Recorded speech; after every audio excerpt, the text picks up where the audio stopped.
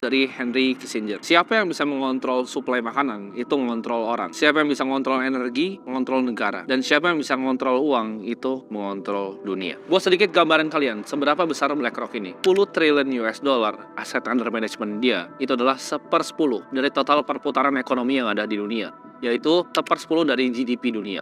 Artinya apa? Jadi BlackRock ini punya suara untuk bagaimana sebenarnya dunia itu bisa bekerja. Bagaimana cara perusahaan besar bekerja, mereka punya voting power dan mereka punya suara. Nah, BlackRock ini memiliki stake sebenarnya di banyak perusahaan, apalagi di S&P 500. Karena salah satu produknya adalah ETF atau Exchange Traded Fund. Jadi dia punya stake besar ya di perusahaan seperti Apple, Microsoft, Wells Fargo, Bank of America, Coca-Cola. Semua perusahaan besar yang kalian tahu, itu ada stake besar BlackRock di dalamnya, bahkan 5% atau lebih biasanya. Hasil dari kepemilikan 5% ini adalah voting power yang dipunyai oleh para pemilik BlackRock terhadap perusahaan-perusahaan besar yang berkuasa di Amerika. Yang banyak orang nggak tahu, ya BlackRock ini punya banyak hubungan dengan banyak negara dan juga dengan Bank Sentral Amerika atau The Federal Reserve. Dia punya hubungan yang sangat dekat, nanti akan gue jelaskan di belakang. Beberapa bailout yang dilakukan oleh BlackRock pada tahun 2008 dan juga recovery pas COVID. Kita tahu, Bank Sentral ini memiliki power yang cukup kuat untuk mengubah yang namanya tatanan dunia.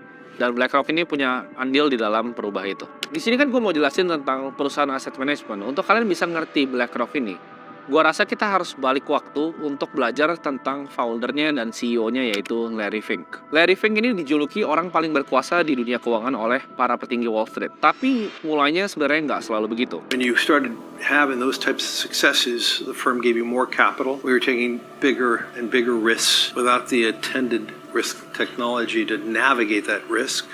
And in the second quarter of 1986, we lost $100 million. Nah, tahun 1986, setahun sebelum The Black Monday crash, Larry Fink itu kehilangan 100 juta US dollar. Jadi di saat semua orang lagi untung, Larry Fink rugi. Kita akan balik dulu. Waktu itu Larry Fink kuliah di UCLA dengan political science degree, berharap awalnya mau berkarir di bidang politik. Tapi takdir berkata lain dan dia akhirnya pergi ke Wall Street. Tahun 1983, abis kelar dari UCLA, Larry itu bekerja di First Boston sebagai bond trader atau trader obligasi. Ini merupakan sebenarnya waktu yang perfect waktu itu karena mortgage atau cicilan ya, itu waktu itu masih ibarat bayi dan baru mulai. Karena skill yang hebat, dia menjadi manajer termuda di departemennya. Jadi dia adalah salah satu bond trader paling profitable di First Boston. Setelah Larry membukukan profit ratusan juta dolar, Larry Fink menjadi orang paling profitable di First Boston sampai tahun 1986. Di mana dia kehilangan tadi 100 juta dolar dalam satu quarter. Ini setahun persis sebelum kejadian Black Monday, di mana semua orang itu lagi making money gila-gilaan dan Larry hilang duit. Walaupun waktu quarter pertama dia bikin 130 juta dolar, tapi quarter selanjutnya kehilangan 100 juta dolar. Kita tahu di dunia private equity, hedge fund, high finance, ya, kehilangan uang ya, itu sama dengan kehilangan reputasi. Jadi reputasi yang dibuild sama Larry Fink bertahun-tahun, dia bikin First Boston jadi sebesar itu. Dengan hilangnya 100 juta dolar dalam satu kuartal di saat orang lagi cuan, semua orang melupakan dia. Jadi reputasinya Larry Fink waktu itu hilang ya, dan dia dipermalukan oleh firmnya sendiri dan mau dikeluarkan. Waktu itu tidak ada investment bank ya, satupun yang mau sentuh Larry Fink. Jadi dia basically pengangguran di umur 36 tahun. Karena dia mau keluar dari First Boston untuk akhirnya bikin bisnisnya sendiri. Karena dia akhirnya malu dan gak ada orang di Wall Street yang bahkan mau ngomong sama dia. Dengan reputasi yang jelek, waktu itu sangat sulit ya untuk Larry Fink untuk cari uang atau nge-raising capital untuk bikin firm barunya. Sampai akhirnya dia ketemu dengan Stephen Schwarzman ya. Jadi Steve ini adalah CEO dari Blackstone, salah satu private equity group paling besar waktu itu. Jadi kalau kalian nonton interview salah satu dari Steve Schwarzman, dia pernah bilang bahwa kalau mau hire orang yang 10 ya, yang 10. Karena orang yang 10 itu akan pinter, akan bisa ngerti situasi, akan bisa jalanin bisnis sendiri, nggak usah disuruh-suruh, bahkan lebih pintar dari kita. Jadi always hire orang yang 10 ya, atau yang 10. Nah, dan Larry Fink ini adalah orang yang 10. Akhirnya setelah melihat kapasitas dan kemampuan dari Larry Fink, Steve bilang bahwa oke, dia akan berinvestasi 5 juta dolar di Larry Fink pada tahun 1988. Dan itulah awal mulai sejarah dari Larry Fink sampai menjadikan BlackRock asset manager terbesar di muka bumi. It took me a year and a half to assemble my thoughts, and I told the story to Steve Schwarzman and Pete Peterson, and they loved it, and they had more confidence in me than I had myself. They wanted to go right ahead. And we did that, and we actually started making money within 2 weeks. Jadi duit BlackRock itu awalnya dari Blackstone. Jadi investor pertamanya adalah Steve Schwarzman. Nah, rahasia besar sebenarnya kenapa BlackRock bisa sebesar ini adalah ETF mereka atau Exchange Traded Fund bernama iShares. Karena BlackRock itu sangat tech driven. Jadi pertama kali si Larry Fink itu jadi bond trader di First Boston, yang bikin dia sukses adalah dia mampu mengkomputerisasi. Jadi orang waktu itu masih banyak nulis-nulis, dia udah bikin sistemnya pakai komputer untuk bisa trading bonds. Nah, ini adalah sistem yang dibawa ke dalam BlackRock. Jadi waktu itu aset mereka itu tumbuh signifikan sehingga mereka mampu untuk jadi monopoli dan bisa beli kompetitornya. Jadi kompetitor BlackRock itu dimakanin satu persatu.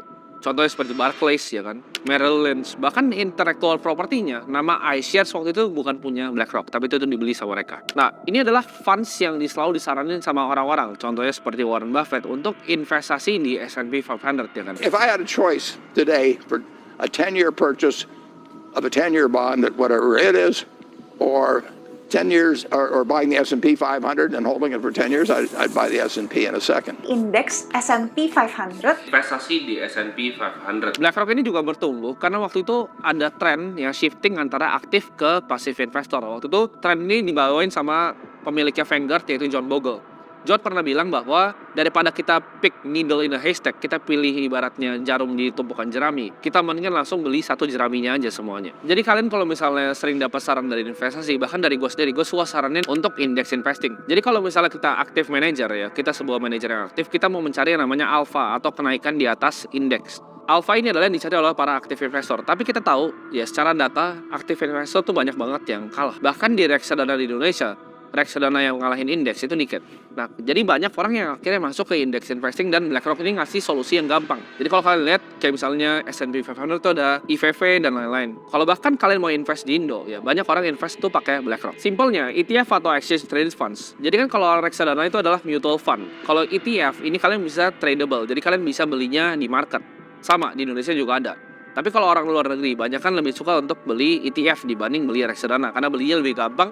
Jual dan belinya bisa di jam market. ETF atau Exchange Traded Fund itu sebenarnya adalah basket dari saham yang biasanya tematik ya. Jadi ada yang bisa tracking indeks kayak punya BlackRock, sampai ada yang misalnya dia active management tapi dia misalnya fokus ke revolutionary teknologi yang kayak misalnya ARK Invest punya, dia invest di revolusi genetika ataupun robotik. Di sini sebenarnya di dunia ini hanya ada 3 perusahaan yang memonopoli market share dari ETF ini. Ya, pertama ada BlackRock ya punyanya Larry Fink, ada juga Vanguard punyanya John Bogle dan juga State Street. Nah, BlackRock tumbuh karena movement dari passive investing sendiri. Nah, kalau misalnya kalian mau invest di Indonesia ya orang luar negeri, kenapa gue pernah bahas di video Bandar gue, kenapa Bandar tuh jualan pas masuk MSCI? Karena kalau masuk MSCI itu pasif fund dari luar itu masuk. Jadi orang luar negeri, kalau misalnya dia mau invest di Indo, dia nggak akan pilih-pilih saham Indo. Ya, karena dia nggak punya waktu. Karena Indo di global market itu paling cuma 0, berapa persen. Indo tuh basically nggak penting di global market. Ada negara seperti India, China, Amerika, ya kan. Indo tuh sangat kecil banget. Jadi orang kalau mau punya exposure investasi di Indonesia, yang mereka akan lakukan adalah mereka akan milih passive fund dari BlackRock, yaitu namanya EIDO tickernya. Itu MSCI Indonesia. Jadi MSCI itu adalah indeksnya Indonesia yang dibuat sama MSCI. Nah makanya kalau misalnya saham Indonesia di listing di MSCI, biasanya harganya tuh akan turun. Bisa ada yang buangin barang. Kenapa? Karena dicaplok sama fund luar gitu. Jadi bandar yang lokal biasa buangin barang saat saham itu masuk ke MSCI. Di sini ETF itu nggak cuman retail yang masuk ke produk kayak BlackRock, tapi banyak seperti sovereign wealth fund, kayak misalnya kita lihat GIC, Temasek, bahkan yang kita Norwegian punya, Saudi punya.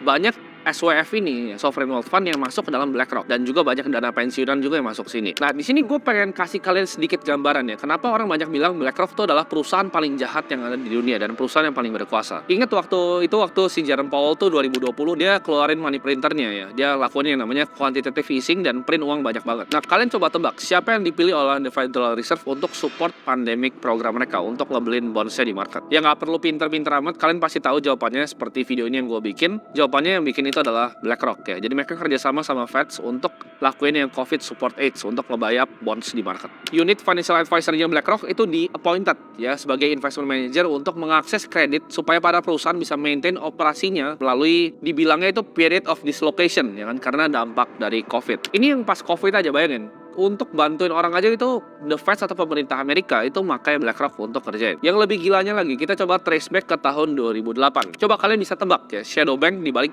bailout-nya Bear Stearns ya. Bahkan insurance giant seperti AIG. Balik lagi kemana? Semuanya balik lagi ke BlackRock. Di sini mereka ibarat perusahaan yang pakai banyak topi, ya kan? Coba bayangin mereka bisa nyeting aset yang dia mau beli dan dia jual, ya pasti cuan terus. Nah, waktu pemerintahan itu coba nyelamatin AIG, kalian coba cari, ya kalian coba Google namanya Maiden Lane, ya 2 dan 3, yang isinya tuh hutang dan mortgage sampah sisa-sisa asetnya AIG. Itu gedenya, size-nya itu adalah 100 juta US dollar. Siapa yang beresin? BlackRock. Jadi dia ibaratnya itu dia yang beresin barangnya, dia yang jualin barangnya, ya dia yang bikin